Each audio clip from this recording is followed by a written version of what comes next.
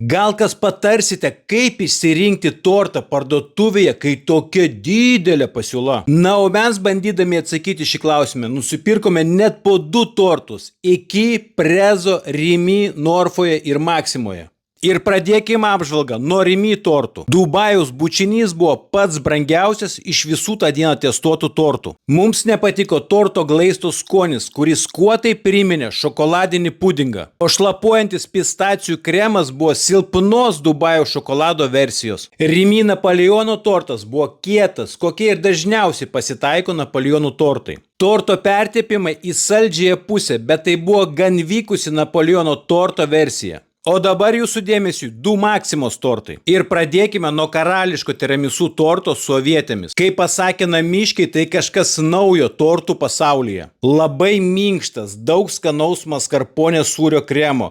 Torto viduje esantis damų piršteliai labiau įmirkę nei išoriniai. Jaučiamas lengvas alkoholio skonis. O aviečių tortą juzų su mėtomis dėl gražios jo išvaizdos net buvo gaila pjaustyti. Gaivus tortas, kuriame persipina lengvas saldumas su rūgštele. Būtent šį tortą visi šeimos nariai įvertino teigiamai. Sekanti pas mus Prezo kepyklėlė. Prisipažinsiu, iš Prezo kepyklėlės tikėjausi daug daugiau nei iš kitų, bet tortas braškė savyje turėjo sausą biskvitą, bei labai liūdnų su neįsimintinų skonių pertepimus. O tortas citrininė avietė buvo labai minkštas. Perpjauto torto sluoksniai nors gražiai atrodė, bet buvo labai keisto poskonio, tiek kremas, tiek biskvitas. Mums nepatiko. O dabar pereikime prie Norfos tortų. Tortas jogurtinis, šlykščiai saldžios besiveliančios burnoje masės mišinys, nors kvapas jo ir patiko. Šio torto kilogramo kaina, lyginant su kitais tortais šiame eksperimente, žemiausia, bet tai tiesioginė to žodžio prasme pinigai išmesti į šiukšliadėžę.